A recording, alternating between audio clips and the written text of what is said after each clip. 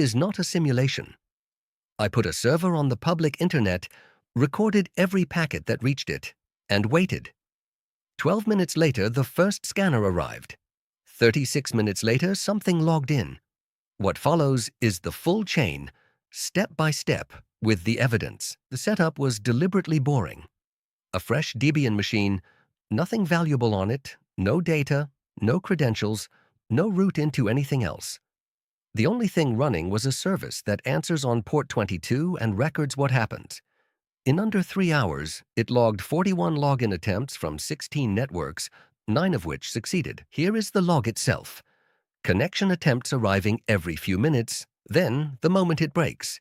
8:30 and 44 seconds, a successful login as root. 1 second later, the first command. Look at the spacing between those attempts. Around 160 seconds every time. That is not sloppiness, it is tuning. The common default bans an address after 5 failures inside 10 minutes. At this pace, only 4 ever land in that window, so the counter resets before it fires. A slow attack is not a harmless attack.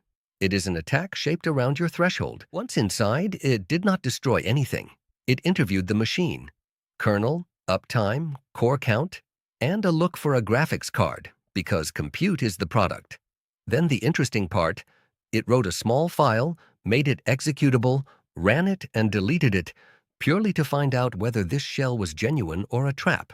That last step deserves attention. Modern crimeware screens its targets. It checks whether commands behave the way a real shell behaves and whether anyone else logs in. If the box looks fake, worthless, or observed, it moves on and spends its time elsewhere. Then it uploaded its own cleanup script. This is the part most people never see. Before installing anything, it evicts the competition. It disables a named rival miner, strips every cron file of the patterns other malware uses to persist, and empties the temporary directories. It also removes the immutable flag first, because it expects an administrator to have protected those files. And it kills processes hiding under names like systemtd, a single letter away from the real thing. This is one botnet clearing another off the machine before claiming it. This is one of the uploaded files, pulled straight out of the honeypot and copied here read only. It never runs. The file command shows a statically linked x86-64 binary with no section headers, which is the signature of a packed executable. Unpack it, and it triples in size. Then the strings give it away completely. Random X, Monero, and a developer donation counter. This is XMRig, a legitimate open-source miner, installed here without consent. And that was only one of 5. The same payload arrived compiled for 32-bit ARM, i386, 64-bit ARM, x86-64, and RISC-V, all in the same second. Whoever built this does not know what they will land on, so they ship for everything, down to a RISC-V board somebody put on the internet. Why did this work? Not because the password was exotic, it was 111111. It worked because of 3 gaps. The detection window was too narrow to see an attack spread over hours. Nothing escalated against an address that came back again and again, and nobody would have noticed if the protection had silently stopped running. And this is the uncomfortable part.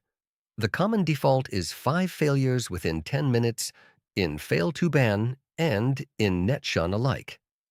Out of the box, both would have missed this. At 163 seconds per attempt, a 30-minute window catches 11 attempts instead of 4, and the ban fires long before the 6th.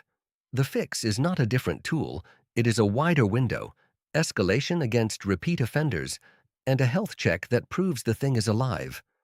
netshun makes those 3 a single config file, and 1 Nagios-compatible line. The machine was attacked 12 minutes after it went online, and compromised within the hour by an automated system that screened the target, evicted its rivals, and installed a miner. None of that required a targeted attack. It required an open port and a weak password. Decide today which of your servers still has both.